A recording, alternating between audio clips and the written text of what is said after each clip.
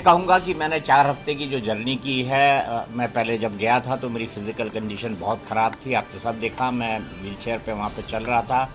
15 दिन हुए थे, मुझे हिप रिप्लेसमेंट सर्जरी हुई थी। बहुत डबल माइंडेड था, कुछ डॉक्टर्स ने कहा जाना चाहिए, नहीं जाना चाहिए, लेकिन उसके बाद भी मैंने जाने का निर्णय किया। मैं थैंक यू कहना चाहूँगा मेकर्स को, जियो सिनेमा को, एंडे मॉल को, जिन्होंने वाईकॉम 18 को, जिन्होंने मेरी मदद की वहाँ पर। और जब मैं घर में गया तो मुझे ऐसा लग रहा था शायद मैं 2 दिन रहूँ, हफ्ते भर रहूँ, लेकिन 4 हफ्ते वहाँ पर बिता के आया हूँ।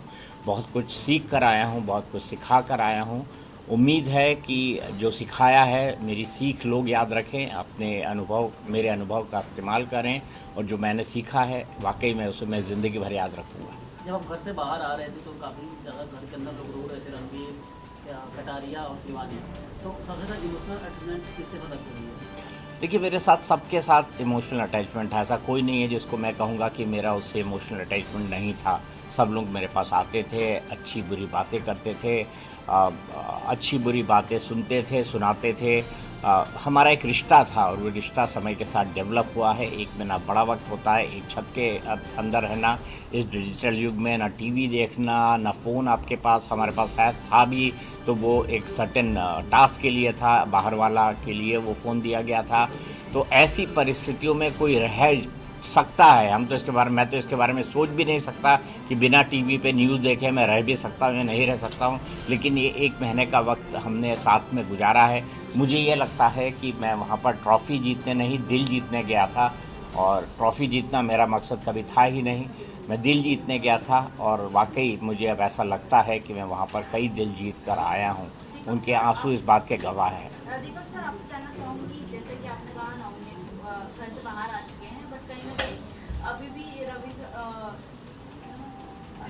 हाँ सर, तो अभी भी वो टास्क, जो पोल का टास्क हुआ था, उसमें आपने उन्हें सेव किया था, कहीं ना कहीं उन्होंने आपको नॉमिनेट कर दिया। कहीं ये लोग जहाँ बोल रहे थे कर्मा रिफ्लेक्स हुआ है, इस पर आप क्या कहेंगे? मैं सिर्फ इतना कहना चाहूँगा कि मुझे किसी से इस बात की नाराज़गी नहीं है कि किसने मुझे नॉमिनेट किया, किसने नहीं किया। बिग बॉस के घर में मुझे कोई परमानेंटली नहीं रहना था। 4 हफ्ते बाद नहीं तो 6 हफ्ते बाद शो ख़त्म होना था और मुझे बाहर आ जाना था। ये बात ठीक है कि मैं 4 हफ्ते बाद नॉमिनेट हुआ, ये भी ठीक है कि रणवीर ने मुझे नॉमिनेट किया। मैं सिर्फ इतना कहना चाहूँगा कि रणवीर ने जो किया, हमारी ज़िंदगी में जो बड़े परिवर्तन होते हैं उसके लिए कोई ना कोई माध्यम बनता है। रणवीर भी मेरे लिए माध्यम बने, इससे ज़्यादा मैं उसके बारे में कुछ नहीं सोचता। हाँ, अगर कोई कर्मा की बात कहता है तो मैं कहूँगा कि ये मेरे अच्छे कर्म हैं कि मैं इस विपरीत हालात में भी बिना किसी बड़ी मुसीबत के बिग बॉस में एक महत्वपूर्ण महीने बिता कर आया हूँ, और मैंने वहाँ से काफ़ी कुछ सीखा है। अदनान, सर, जब आपसे अदनान बदतमीजी से बात की थी तो आपको कितना हर्ट हुआ था उस टाइम? मैं इस लायक उनको नहीं समझता कि उनके बारे में किसी तरह की कोई टिप्पणी करूँ। क्या बात है सर, अकॉर्डिंग टू यू सबसे स्ट्रॉन्ग कंटेस्टेंट्स कौन लगते हैं इस समय बिग बॉस हाउस में? मेरे ख्याल से बिग बॉस के घर में इस वक्त जितने भी लोग बचे हैं वो लोग बड़े काबिल हैं। जो अच्छा खेलेगा वो जीतेगा, और मुझे लगता है सभी इस काबिल है। अगर कोई हारेगा और जीतेगा भी तो उन दोनों का फासला बेहद कम होगा। सर, आपने रिश्तों की बात की, कहीं ना कहीं वही आपके बाहर आने का कारण नहीं बना, तो फिर आपको ऐसा लगता है कि आपकी जर्नी जो 4 हफ्तों की रहेगी वो और लंबी हो सकती थी, बिकॉज आपको चाहने वाले काफ़ी लोग थे, बट रिश्तों ने आपको डुबा दिया। क्या फ़र्क पड़ता है सर, कोई ना कोई तो किसी को डुबोता है। देखिए, ज़िंदगी में जो है, ये जो यहाँ लिखा होता है इसको कोई नहीं बदल पाता, होनी को कोई नहीं बदल सकता। मेरी माँ कहा करती थी कि सामान 100 बरस का, पल की खबर नहीं। मतलब ये प्लान फॉर 100 ईयर्स, हम अपनी ज़िंदगी 100 साल के हिसाब से प्लान करते हैं कि 20 साल में ये करूँगा, 30 साल में ये करूँगा, 40 में ये करूँगा, 50 में ये करूँगा। लेकिन क्या हमारी ज़िंदगी में अगले पल घटने वाला होता है, इसकी हमें खबर नहीं होती। सर, दीपक सर, आपसे जानना चाहूँगी, जिस तरीके से हमने आपकी जर्नी देखी है बिग बॉस हाउस में, आपका हर किसी से अच्छा बॉन्ड रहा है। बाहर एल्विश और फैजू की काफ़ी फाइट हो रही है, अदनान और कटारिया को लेकर। क्या जेन्युइन फाइट होती है उन दोनों के बीच में हाउस घर के अंदर? मैंने ये देखा नहीं, इस पर मैं कोई टिप्पणी नहीं करना चाहता।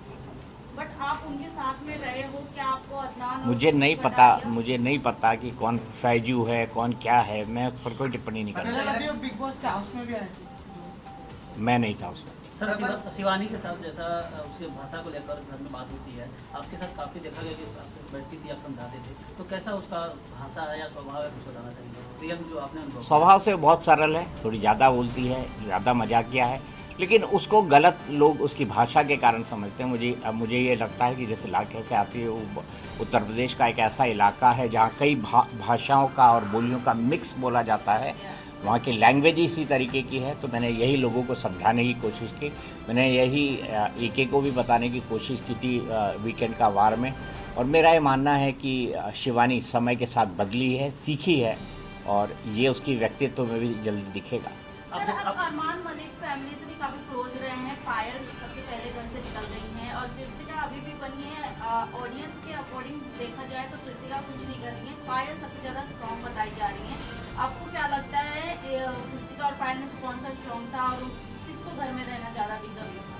मैं ऑडियंस क्या सोचते हैं क्या नहीं सोचते इसके हिसाब से किसी को वैल्यू जज नहीं कर बट सकता। आपके अकॉर्डिंग आप क्या देखते हैं दोनों के बीच में सबसे ज्यादा कौन स्ट्रॉन्ग था? मेरे हिसाब से दर्शक इसके बारे में डिसाइड करेंगे। सर, कटारिया के साथ जिस तरह रणबीर के साथ झगड़ा होता था और दोनों के विशाल के साथ थी, तो उस पर आप क्या देखते हैं? कौन सही था, कौन गलत था? कुछ अपना।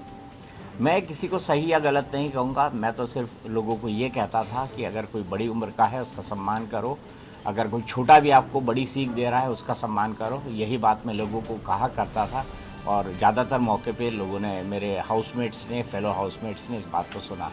सर, कौन सा ऐसा कंटेस्टेंट था जिसके साथ आप रिश्ता नहीं रखना चाहेंगे? मुझे ऐसा कोई नहीं पता।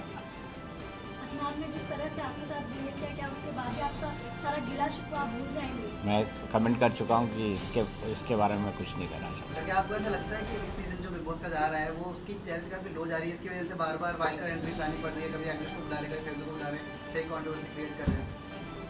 यार OTT की TRP कहाँ आती है मेरे भाई? शब्द तो सही सोचो। आपने कहा था कि शिवानी से मिलने जाएंगे उसके घर, तो आप जाऊँगा बिल्कुल जाऊँगा।